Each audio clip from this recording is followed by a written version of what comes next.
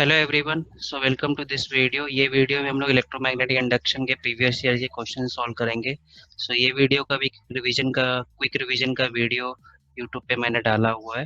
Okay, सो वो जो sheet मैंने एक्सप्लेन किया था वो इसी में कंबाइन है। सो इसमें कुछ फॉर्मूले जो नहीं लिखे हुए मैंने एज अ साइड लिख दिया है। ट्रांसफार्मर का क्या फार्मूला होता है वगैरह जो भी आपको रिक्वायर्ड है वो मैंने लिख के दे दिया है। आपको ये शीट मिल जाएगा डिस्क्रिप्शन में विद प्रीवियस ईयर्स क्वेश्चन। सो ये चैप्टर आपका 12 का ही है, इसमें कोई 11 के क्वेश्चंस नहीं है। ठीक है, सो स्टार्ट करते हैं सेशन। सो एज यूजुअल उल्टे से स्टार्ट करते हैं। 2019 से हम लोग 2004 की ओर जाते हैं। ठीक है, सो आपका फर्स्ट क्वेश्चन क्या है? 2019 का 47।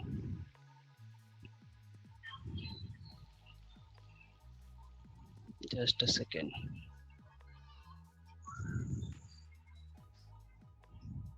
सो पहला क्वेश्चन आपका क्या बोलता है? Foucault currents are produced in a material when it is. So Foucault current का मतलब क्या होता है आपका? एडी करंट है। एडी करंट को क्या बोलते हैं? फोकॉल करंट्स।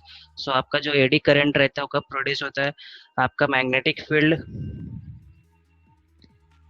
फील्ड चेंजिंग होना चाहिए और मटेरियल कांस्टेंट रखो, जो भी आपका कंडक्टिंग मटेरियल है। और आपका मैग्नेटिक फील्ड कांस्टेंट है तो मैग्नेटिक फील्ड कांस्टेंट है मतलब उसको मूव नहीं कर रहे हो, रेस्ट पे है, तो आपका जो कंडक्टर शुड मूव होना चाहिए। दोनों में से कोई भी एक होना चाहिए। So in a material when it is placed uniform magnetic field नहीं होगा, हीटेड नहीं होगा, सी होगा। आपका मैग्नेटिक फील्ड क्या हो रहा है यहाँ पे? वेरी कर रहा है। ठीक है, नेक्स्ट क्वेश्चन क्या दिया है? 47 46 क्या है? The inductance capacitance and resistance are represented by L C R. Which one of the following term has dimension of frequency? So आपका फ्रीक्वेंसी का डायमेंशन क्या होता है? ओके, सो फ्रीक्वेंसी का डायमेंशन क्या होगा? फ्रीक्वेंसी का यूनिट क्या होता है आपका? हर्ट्ज होता है और 1/टाइम होता है। सो ये क्या, इसका डायमेंशन t-1 होता है। सो यहाँ पे आंसर देखेंगे तो जो आपका ए है, L/R। एल क्या होता है? ओम सेकेंड होता है, हेनरी का यूनिट है। तो आर रेजिस्टेंस कट जाता है, सेकेंड आता है। C/L भी नहीं होगा। ठीक है, और आपका जो ये डी होता है वो जैसे हो जाए मार्क किया, D = 1/RC। इसमें क्या है देखो, आपका जो सी Q = C/V होता है, तो सी क्या हो गया आपका? Q/V। सो यहाँ पे Q रखा, यहाँ पे V रखा आपका। ठीक है, V क्या होता है आपका? IR होता है, कट किया, RR कैंसल। देखो अभी आपका Q = IT होता है, आपका बाई क्यू क्या हो गया? 1/T। तो ये आपको 1/T मिल गया ना, जो कि क्या है? फ्रीक्वेंसी है, इसलिए आपका 1/RC करेक्ट आंसर है। ठीक है, एक चीज ध्यान में रखो, जो एल रहता है आपका क्या है? ओहम सेकेंड होता है, जिसको शॉर्ट में हेनरी बोलते हैं। और जो आपका सी के लिए यूनिट रहता है जिसको हम लोग फैराड बोलते हैं, वो बेसिकली क्या रहता है? देखो C = क्या होता है? Q/V। Q क्या होता है आपका? IT होता है। V क्या होता है आपका? IR होता है, राइट। तो C = Q/II कैंसल, तो ये क्या होता है आपका? सेकेंड पर ओहम, जिसको हम लोग क्या बोलते हैं? फैराड। ठीक है, Q = CV ना, तो C क्या होगा? Q/V। Q आपका क्या होता है? ओके, यहाँ पे आई थिंक मैंने रॉन्ग लिखा। Q आपका I = क्या होता है? Q/T। सो QIT राइट लिखा है, IR कैंसिल, राइट है। सेकेंड पर ओहम को क्या बोलते हैं? फैराड बोलते हैं। ओहम डॉट सेकेंड को क्या बोलते हैं? हेनरी बोलते हैं। ए कैसे आ रहता है? Ohm second. आपका एल क्या रहता है? E/DI/dt होता है। ई क्या वोल्टेज है? IR है, और आपका DI है। DT मल्टीप्लीकेशन में जाए, करंट करंट कैंसिल हो जाए, क्या बचा आपका? RDT, मतलब रेजिस्टेंस और टाइम बचा ना, इसलिए ओहम सेकेंड। नेक्स्ट क्वेश्चन क्या दिया आपका?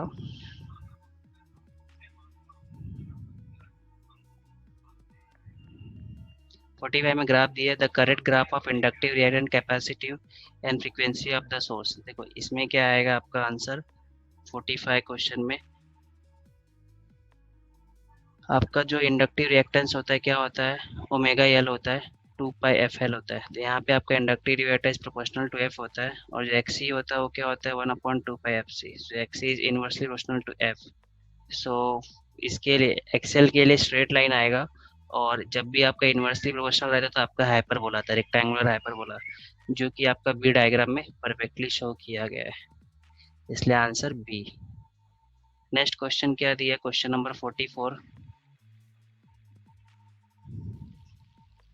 क्वेश्चन नंबर 44 में क्या दिया गया है, an LCR series circuit contains resistance कितना बोला है, 10 ओम, एंड सेल्फ इंडक्टेंस कितना बोला है, 0.4 ओम। तो मैं क्वेश्चन थोड़ा जूम करता हूँ।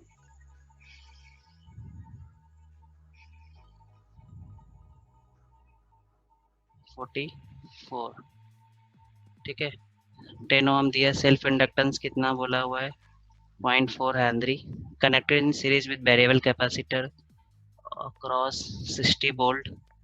आपका जब भी आपको ये वोल्टेज दिया रहता है समझने का, आपका आरएमएस वैल्यू दिया है 60 वोल्ट दिया है, फ्रीक्वेंसी कितना दिया है 50 हर्ट्ज बोला है। Then the value of capacity और capacitor resonance will be. So इसके लिए फॉर्मूला क्या होता है, रेजोनेंस आ रहा है capacitor across 60 volt and 50 hertz दिया हुआ है, ठीक है। सो ये प्रॉब्लम आपका रेजोनेंस का है। सो ये क्वेश्चन में आपका फ्रीक्वेंसी, रेजोनेंट फ्रीक्वेंसी का फॉर्मूला ये होता है 1/2 पाई रूट एल सी होता है, ठीक है। इसको दोनों साइड स्क्वायर किया, आपको सी निकालना था, एल दिया हुआ है। फ्रीक्वेंसी आप ये 50 हर्ट्ज ही ले लोगे क्योंकि उसने बोला है कि उस फ्रीक्वेंसी पे ये रेजोनेंस हो रहा है, ठीक है। तो सब वैल्यू पुट किया, आपका आंसर यहाँ पे क्या आ रहा है, 4 × 4, ठीक है। सो ये क्या हो गया आपका, देखो इसको भी सॉल्व कैसे करेंगे कैलकुलेशन, आपका वो 4 × 4 है, 25 नीचे है, ये 10⁻² पर जाएगा, ठीक है। अब यहाँ पे 4 है, मैं क्या करता हूँ यहाँ पे एडजस्ट करता हूँ 100 × 100। सो यहाँ पे मैं -4 लिखता हूँ। सो ये 4 से मैंने इसको कट किया, कितना आएगा 25 का एक कट जाएगा, तो कितना हो गया 25 10⁻6 फेरड, कितना हो गया ये 25 माइक्रोफेरड, इसलिए आंसर आपका क्या है, ए आया, ठीक है। नेक्स्ट क्वेश्चन क्या है आपका 43, क्या दिया question number 43।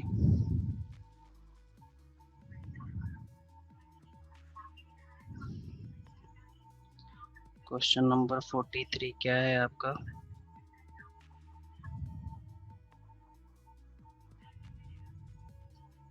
two moving coil galvanometers P and Q have all features same except the number of turns of P are 50 and that of galvanometer are 20. The ratio of current sensitivities of P and Q. I think ये problem क्या है आपका, इसका है MBC का, यहाँ पे आ गया। सो आपका जो सेंसिटिविटी होता है जो प्रोपोर्शनल टू क्या होता है, एन होता है। सो आपका एस पी अपॉन एस की equal to N P upon N Q, number of turns of N P 50 दिया है, इसका 20 दिया है, कितना आ गया 2.5/1, ये एमडब्ल्यूसी का प्रॉब्लम है, ठीक है। 42 क्वेश्चन, 42 में क्या दिया है आपको, an alternating current of frequency कितना 200 रेडियन पर सेकेंड, ठीक है। एट पीक वैल्यू ये 200 रेडियन बेसिकली ओमेगा वाला फ्रीक्वेंसी दिया है, ओके, एंगुलर फ्रीक्वेंसी बोलते हैं ओमेगा को। Peak value of 1 ampere apply to primary of a transformer, coefficient of mutual induction between primary and secondary कितना दिया 1.5 henry, then the voltage induced in the secondary आपको ES बोला है। सो ये क्या होता है, ES equal to M change in current in primary coil. So आपको चेंज इन करंट कितना बोला हुआ है, आपका चेंज इन करंट। सो ये प्रॉब्लम है आपका, देखो ये इंड्यूस ईएमएफ का फॉर्मूला ये होता है आपका चेंज इन करंट। सो देखो आपका यहाँ पे मैंने ये डायग्राम बनाया है, आपका पीक वैल्यू क्या है 1 एम्पियर, ठीक है। सो 0 से 1 एम्पियर तक आने का टाइमिंग चेंज किया आपका T/4। सो dt को मैंने क्या लिखा, T/4 लिखा है। आपका करंट चेंज क्या हो रहा है 1 - 0, ठीक है। सो आपको यहाँ पे जो फ्रीक्वेंसी दी है 200 रेडियन पर सेकेंड है, मतलब आपको ओमेगा दिया है, ठीक है। उससे मैंने टी निकाल लिया, कितना आ जाएगा 2π/200, दैट इज ये कितना हो गया आपका π/100, ठीक है। सो यहाँ पे ये तो रहने दो, आपका इंटू 4 1/t दिया है, कितना हो जाएगा ये 100/π, ठीक है। एम का वैल्यू इस कितना गिवन है आपका 1.5 × 4 × 100, पाई का वैल्यू कितना है 3.14, ये कितना आ जाएगा आपका 6 आ जाएगा, 600 अपॉन 3.14। यदि ये 3 रहता तो आपका आंसर कुछ तो 200 आ जाता। मतलब ये आंसर आपका कितना रहेगा, 200 से नीचे रहेगा। जो 200 के नीचे आंसर केवल एक ही दिया आपको, आंसर क्या रहेगा, वी रहेगा। ठीक है, ये प्रॉब्लम सबको समझा ना। क्या था आपका, E S equal to M D I pi by D T था। ये चेंज इन करंट निकाला मैंने, क्योंकि आपका पीक ये t/2 होता है और ये क्या है t/4। सो 0 से 1 तक का 1 माइनस 0 किया और टाइम कितना दिया है आपका t/4 लिया। ठीक है, सो ये क्वेश्चन भी हो गया। 41 क्वेश्चन क्या दिया है आपको, 41 में the coil has a inductance कितना बोला है, 2 henry. Ratio of its reactance when it is connected first to an AC source and do and then to the DC source. Coil has inductance 2 henry, the ratio of its reactance when it is connected first to an AC source. Okay, ध्यान में रखो। So reactance क्या होता है, XL equal to 2 pi F. जब AC को connect करेंगे तो फ्रीक्वेंसी रहेगा, और डीसी को जब कनेक्ट करेंगे फ्रीक्वेंसी क्या होता है, 0। तो रेशियो क्या आएगा आपका, यहाँ पे एफ आएगा, यहाँ पे 0 आएगा, क्या आएगा, इन्फिनाइट ना, क्योंकि डीसी का फ्रीक्वेंसी होता ही नहीं ना, तो 0 हो जाएगा। ठीक है, नेक्स्ट 40 ध्यान में रखो, इंडक्टर और कैपेसिटर ब्लॉक करते हैं डीसी को, अलाउ नहीं करते, सर्किट का इनकम्प्लीट हो जाता है यदि वो दोनों को लगाते हो। 40 और इलेक्ट्रोमैग्नेटिक इंडक्शन में कहीं भी वोल्टेज वर्ड दिया है तो समझ जाने का वो ई आर एम एस दिया है। यदि पिक वैल्यू और मैक्सिमम वैल्यू वर्ड दिया रहेगा तो सब तभी समझने का आपका ई नॉट और क्या दिया है आपको, आई नॉट दिया है। ठीक है, सो क्वेश्चन 40 क्या दिया है आपको,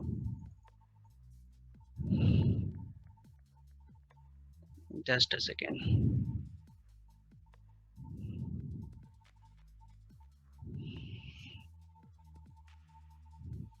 क्वेश्चन 40 में आपको क्या दिया है, 220 वोल्ट, ये आपका ई आर एम एस दिया है, is applied supplied to transfer the output circuit draws a current. मतलब आई एस कितना है, 2 एम्पियर एट 440 वोल्ट। मतलब वोल्टेज बढ़ गया, मतलब ये कौन सा स्टेप अप ट्रांसफार्मर है। तो ये ओके, ये इनपुट है, मतलब ये आपका प्राइमरी है, ये 440 हो गया। If the ratio of output to input power, ratio of output to input power कितना दिया हुआ है, 0.8, the current drawn by the primary winding कितना होगा। मतलब आपको क्या निकालना है, आईपी निकालना है। ठीक है, सो आपको क्या क्या दिया है यहाँ पे, आपको ईपी दिया, आईएस दिया। ये देखो, अभी देखो, ईपी अपॉन ये क्या होता है रेशो, ईपी अपॉन आपका ईएस, आईएस अपॉन आईपी होता है। ठीक है, सॉल्व करते हैं, यदि इससे ही आ गया देन इट इज गुड। आपका ईपी कितना दिया हुआ है, 220 दिया, ईएस कितना दिया है 440, आपको आईएस कितना दिया 2 एम्पियर, ये आईपी दिया, ये आपका कट किया 1/2, तो आईपी कितना आ गया आपका 4 एम्पियर, जो कि यहाँ पे रॉन्ग आ रहा है। ठीक है, सो क्या रॉन्ग किया हमने, सो हमने यहाँ पे क्या रॉन्ग किया, ये जो रेशियो इक्वल टू कब होता है, जब ये आइडियल ट्रांसफार्मर के लिए, बट यहाँ पे आपका बोला है कि output power upon input power 0.8 है। आउटपुट पावर क्या होगा आपका I S, E S I S होगा, और इनपुट पावर क्या होगा, E P into I P 0.8। ठीक है, ये फॉर्मूला आपको लगाना पड़ेगा। सो आपका देखो, E S upon E P equal to 0.8 into I P upon क्या हो गया, आई एस। आपको क्या निकालना है, और ई एस आपको कितना दिया है 440 वोल्ट, और ईपी कितना दिया है आपको 220 वोल्ट। ठीक है, करंट आपको आईपी ने आई थिंक निकालना है, आईएस कितना दिया है, current draws output circuit draws 2 ampere. ठीक है, सो यहाँ पे आपने इसको कट किया, 2 आया। ठीक है, 2 से इसको कट किया, 0.4 आया, तो आई पी इक्वल 2/0.4, ये कितना हो गया 1/0.2, कितना हो गया ये 10/2, 5 एम्पियर आंसर। ठीक है, यहाँ पे जो मैंने ऑलरेडी सोल्व किया था वो मैंने आइडियल ट्रांसफार्मर के लिए, ये क्या आपका 0.8 है, आइडियल ट्रांसफॉर्मेशन नहीं है। आइडियल ट्रांसफार्मर नहीं, आइडियल ट्रांसफार्मर में क्या होता है, आउटपुट पावर और इनपुट पावर का रेशो थोड़ा, एफिशिएंसी क्या होता है 100% होता है। 39 39 में क्या दिया है आपको, an alternating voltage is given by E equal to 100 sin omega T 5/6 the voltage will be maximum for the first time when time पूछा है। सो वोल्टेज मैक्सिमम बोला है, सो आपका ई क्या कर दो 100 कर दो, साइन ओमेगा क्या होता है 2 pi upon capital T plus 5/6। सो एक कट हो गया, ये 1 आएगा इधर, तो 1 साइन इनवर्स ऑफ 1 कब होता है जब आपका π/2। सो 2 पाई अपॉन टी प्लस 5/6, ये 90 है, ये 30 है, 90 में से 30 क्या क्या बचेगा आपका π/3। ये कट किया आपने, t इक्वल टू क्या आ गया आपका t/6, ठीक है 40 38 38 क्वेश्चन क्या दिया आपका, two coils have a mutual inductance of 0.01 henry, ठीक है म्यूचुअल इंडक्टेंस कितना बोला है आपका 0.01 henry. Current in the first coil changes according to this equation, आपका इक्वेशन दिया हुआ है, क्या दिया equation, I equal to 5 sine 200 pi T, the maximum value of EMF आपको E पूछा है। सो आपका E क्या होता है -M/dI/dt, ठीक है। सो आपका -0.01 मतलब ये करो 5 cos 200 पाई टी आपका into 200 पाई, तो आपका ये क्या हो जाएगा 5 0.01, 0.01 के 2 जीरो कट गया, 5 इंटू 10 आया, कितना आएगा ये -10 आपका पाई भी cos 200 पाई टी, तो ये -10 बाय, इसको वैसे मोड में ही लेते सब पूरा सॉल्व करते, तो ओवरऑल वोल्टेज क्या आएगा आपका 10 वोल्ट, ठीक है। नेक्स्ट क्वेश्चन 37 क्या दिया है आपको, इन अ सीरीज LCR सर्किट आपका R इज 300 ओहम, आपका L 0.9 हेनरी, अच्छा C सब दिया है 2 माइक्रोफेराड, ओमेगा इज 1000 रेडियन पर सेकेंड। तो अभी इसको कैसे सॉल्व करोगे, आपको L भी दिया है C भी दिया है, ओके एंड ओमेगा भी दिया है, ठीक है। तो ये सम देखो आपका ओमेगा एल, पहले आपको आपका इम्पिडेंस का फॉर्मूला क्या होता है R² plus XL minus XC का होल स्क्वायर, ठीक है। ओमेगा कितना दिया आपका 1000, ठीक है। सो यहाँ पे आपका ये प्रॉब्लम में आपका एक्सेल एक्सी निकालना पड़ेगा पहले। सो ओमेगा आपको 1000 दिया है, तो एक्सेल कितना हो जाएगा आपका 900 ओहम, और एक्सी क्या हो जाएगा आपका ओमेगा 1000, सी कितना होता है 2 माइक्रोफेराड -6, सो कितना हो गया आपका, ये 10⁻³ करेंगे ऊपर जाएगा तो कितना आएगा 500 ओहम। सो आपका एक्सएल माइनस एक्सी का होल स्क्वायर, ठीक है। आपका R² कितना दिया है 300 का स्क्वायर, एक्सएल माइनस एक्सी क्या आएगा आपका 500 900 400 का स्क्वायर, ठीक है। तो अभी इसका आंसर क्या आएगा, ये आपका 3 है 4 है 16 प्लस 9 25 हो जाएगा, आपका 500 कुछ तो आएगा आंसर, ठीक है। 38 36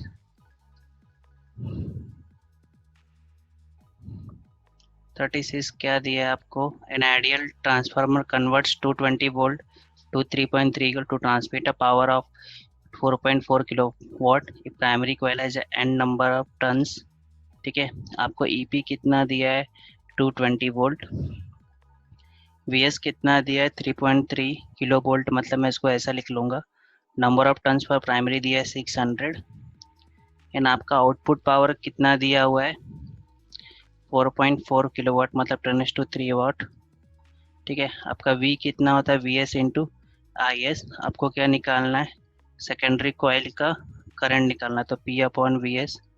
सो ये आपका P0 है, P0 कितना है 4.43, VS कितना है 3.3 इंटू 10⁻³, ये कितना हो गया आपका 4/3 एम्पियर, ठीक है। Next question 35, in alternating voltage कितना दिया आपको E equal to 200√2 sine 100t connected to a 1 microfarad capacitor through an AC ammeter. The reading of ammeter is, ठीक है। तो इस केस में आपका ये इक्वेशन दिया है, आपको सी दिया है, तो आपका जो करंट का जो रीडिंग अमीटर क्या रीड करेगा, आपका IRMS वैल्यू, ठीक है। सो यहाँ पे आपको आई क्या होगा, ई बाई एक्स ई होगा, क्योंकि रेजिस्टेंस आपका वही है। सो पहले आपको एक्स ई निकालना पड़ेगा। सो इस इक्वेशन में आप कंपेयर करोगे तो आपका ई जीरो कितना आएगा, 200√2 आएगा। आपका ओमेगा क्या आएगा, 100 हो जाएगा। सो एक्स ई 1/ओमेगा सी कितना हो जाएगा, 100 ×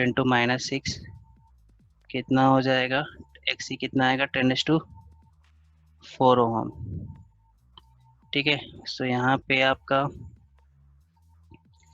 ई बाई एक्स ई बोला।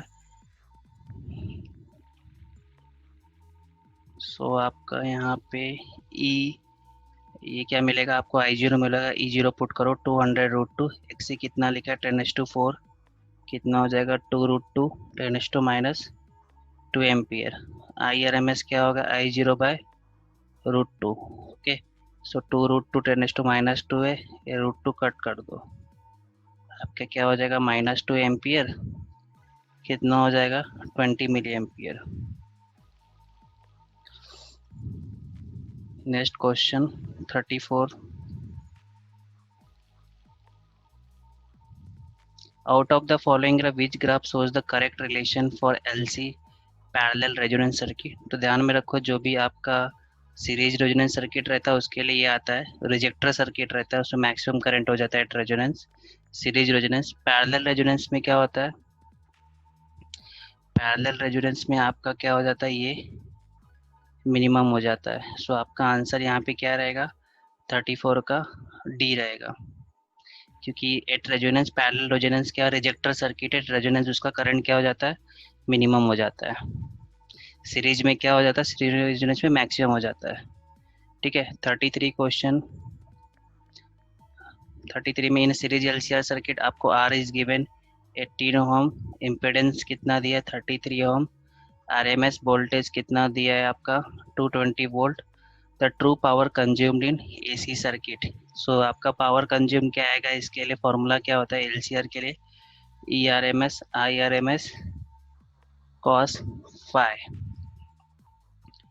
ठीक है। सो यहाँ पे आपका IRMS को क्या लिख सकते हो आप, ERMS/Z, cos phi क्या लिख दो आप, R/Z, ठीक है, क्योंकि आपको R भी दिया Z भी दिया है। सो ERMS कितना हो गया, 220 × 220, Z का वैल्यू कितना दिया है, 30, R का वैल्यू इज गिवन 18 और Z का वैल्यू इज अगेन 13। सो आप 11 से कट करोगे, क्या आएगा, 2 × 2 और ये 3 × 3, क्या ये 6 आ जाएगा, इंटू 2, तो ये कितना आ गया आपका, 4 × 2 800 वाट हो जाएगा पावर, ठीक है। नेक्स्ट क्वेश्चन 32 क्या दिया है आपको, two coils P and Q are kept near each other when no current flows through the coil P and current increases in coil Q at the rate of 10 ampere second. The EMF in coil P is 15 millivolt. When coil Q comes no current and the current of 0.8 ampere flows through coil P. The magnetic flux linked with the coil Q कितना हो जाएगा? So इसके लिए formula क्या, EP equal to M change in current in coil Q. So EP is 15 into 10⁻⁻3. आपको M निकालना है लगता है। M आपको क्या करना है, when no current, magnetic flux link निकालना है आपको। सो पहले तो मैंने यहाँ पे M निकाला, कि मैग्नेटिक फ्लक्स जो लिंक रहेगा वो क्या रहेगा आपका, MIP, ठीक है। सो यहाँ पे पहले मैंने M निकाला। चेंज इन करंट क्या है आपका, 10 एम्पियर पर सेकेंड। सो आपका M कितना हो गया, 15 × 10⁻⁴ हेनरी, इसमें पुट किया इसको। सो 15 × 10⁻⁴, आपका IP करंट कितना दिया है, IP करंट प्राइमरी कॉइल का करंट कितना दिया, 1.8, ठीक है, इन पी। तो ये कितना मल्टीप्लिकेशन करोगे, कितना आएगा आपका ये 27 इंटू -4। ठीक है, दैट इज 27 मिली वेबर हो गया। ठीक है, next question, question 31। So question 31 में क्या दिया है आपको,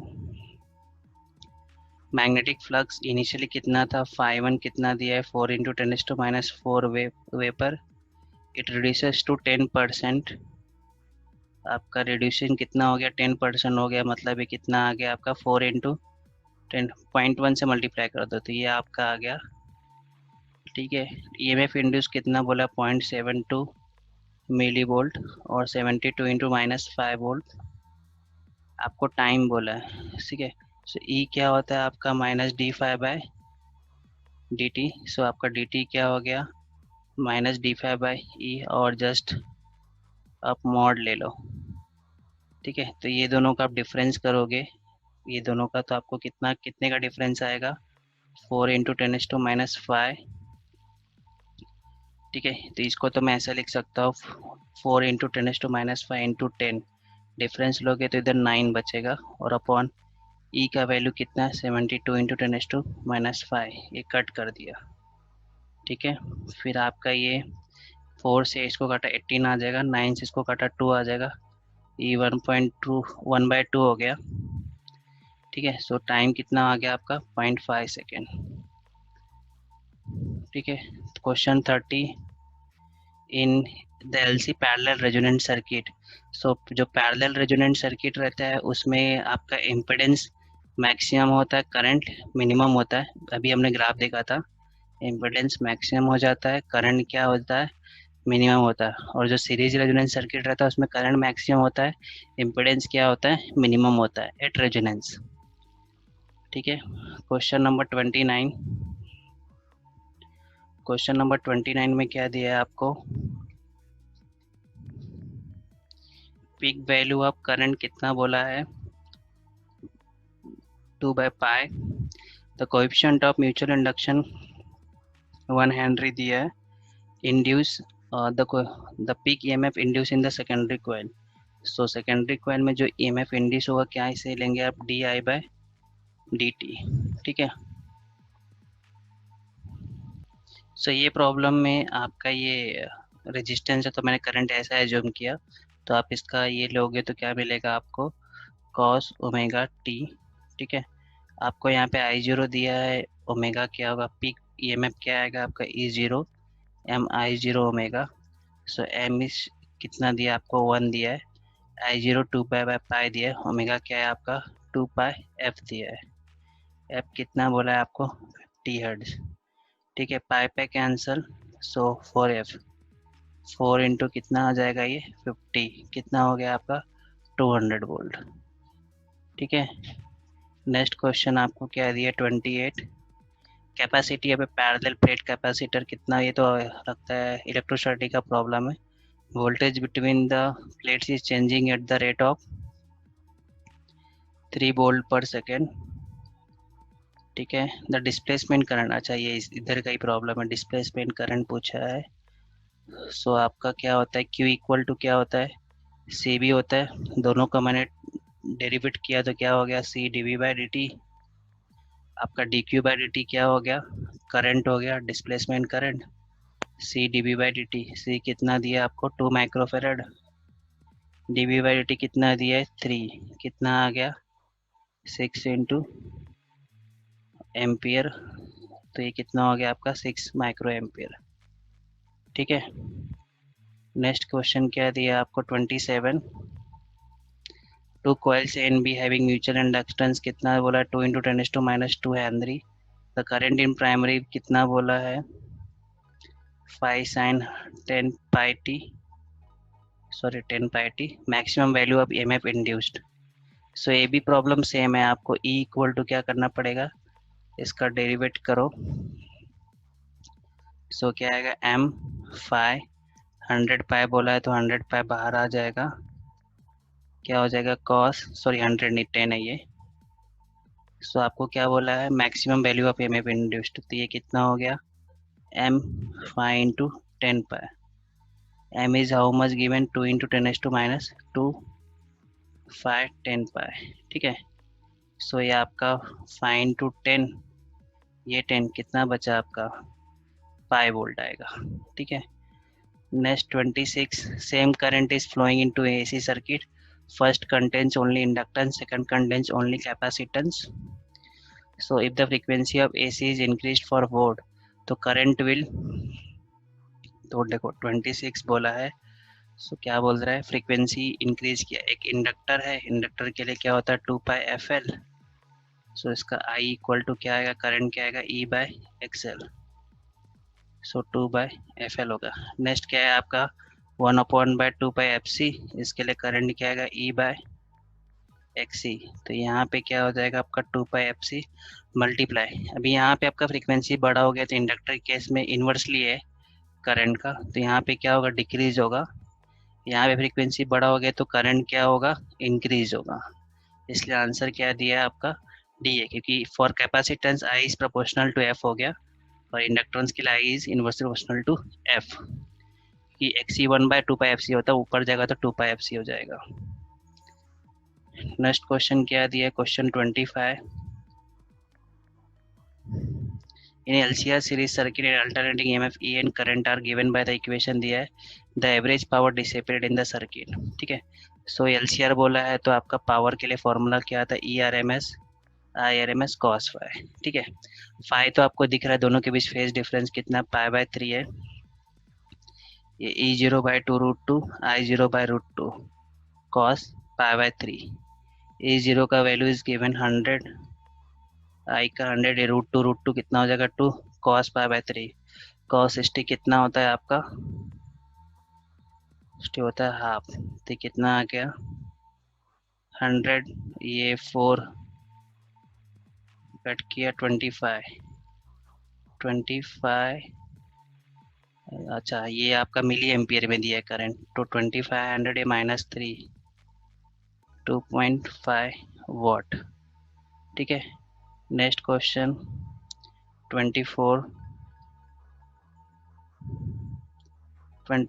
क्या बोलते हैं, if the n is the number of turns in a circular then the self inductance, जो सर्कुलर कॉइल सोलेनोइड का जो सेल्फ इंडक्टेंस है उसके लिए फॉर्मूला होता है मी, ध्यान में रखो ये एरिया एल क्या लेंथ, तो एल इज प्रोपोर्शनल टू क्या एन स्क्वायर, ये ध्यान में रखो आप।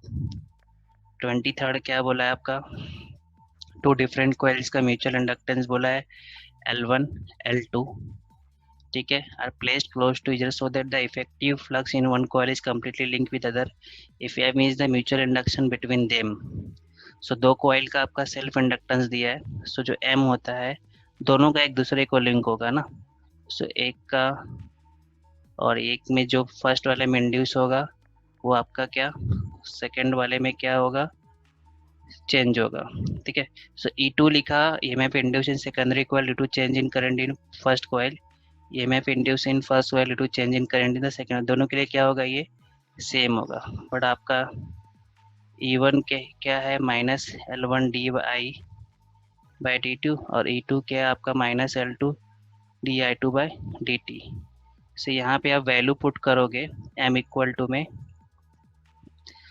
ठीक है, मैंने क्या कर दिया ये दोनों को मल्टीप्लाई कर दो, ठीक है, और आप m स्क्वायर किया, ये दोनों को मैंने मल्टीप्लाई किया तो आपको क्या मिलेगा E1 E2, ओके। सो जो रिलेशन आता है आपका m इक्वल टू √L1/L2 आता है, ठीक है। सो ये कैसे आता है ये देखते हैं। सो यहाँ पे क्या किया आपका जो di1/dt है, ठीक है, तो यहाँ पे di1/dt है, उसकी जगह पे क्या लिखा आपका E1/L1 लिखा, और यहाँ पे ये क्या लिखा आपका जहाँ पे आपका E1 था di2/dt है, इसकी जगह पे क्या लिखा E2/L2, ठीक है। सो यहाँ से आपको क्या मिल जाएगा E2 E1 स्क्वायर आएगा, नहीं इसको ऐसे सॉल्व करना है सो दैट आपका जो E हो रिप्लेस हो जाए, ओके। सो यहाँ पे एक सेकेंड, तो ये तो नहीं होगा, यहाँ पे E2 की जगह पे ये उसका वैल्यू पुट किया L2 di2/dt, कि रॉन्ग हो जाएगा ये।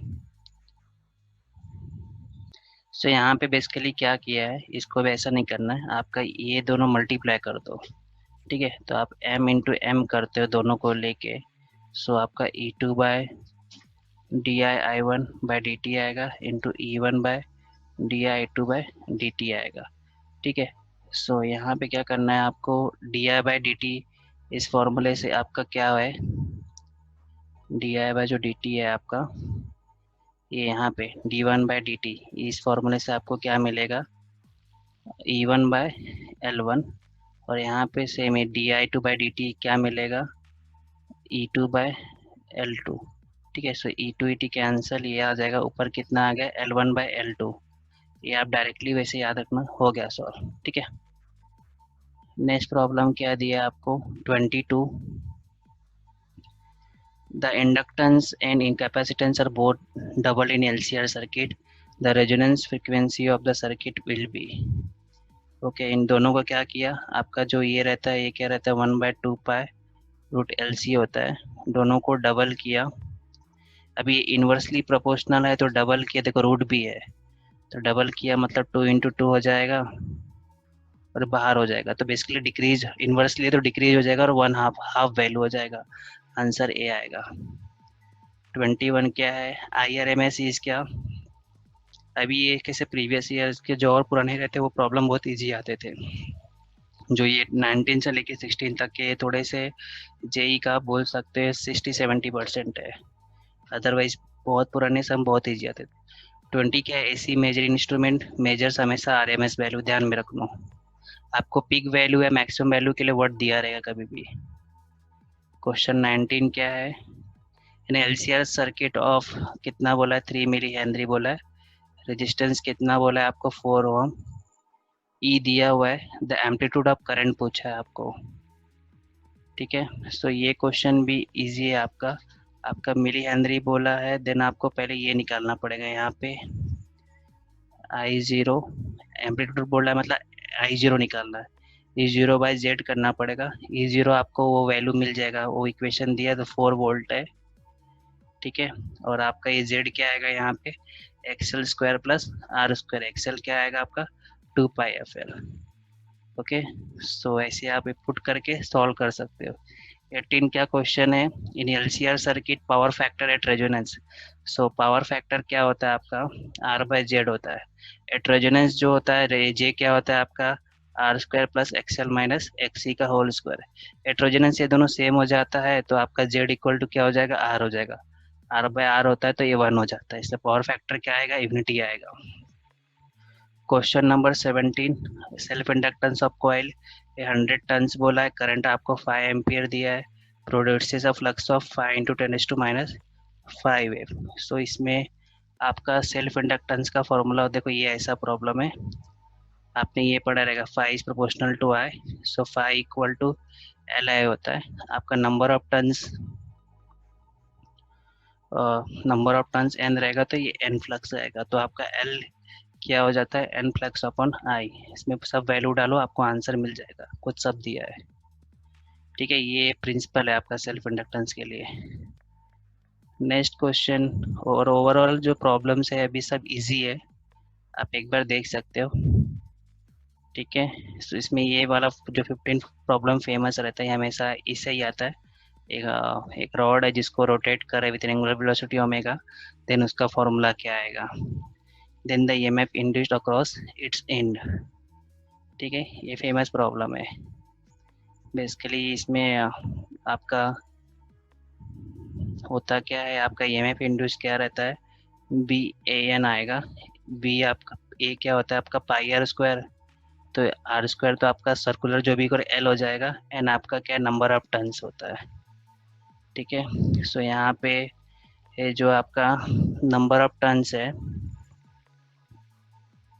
एन जो sorry N number of turns में एन फ्रीक्वेंसी है यहाँ पे, ठीक है, कि इसको एन रिवॉल्यूशंस कर रहे हैं ना, rod of length is rotated with angular velocity omega in perpendicular field b about 1 inch, तो n क्या है आपका नंबर ऑफ रोटेशन, और नंबर ऑफ रोटेशन को आप टाइम से डिवाइड कर दो आपको फ्रीक्वेंसी मिल जाता है, ठीक है। तो ये बेसिकली ये हो जाता है आपका B L square by T.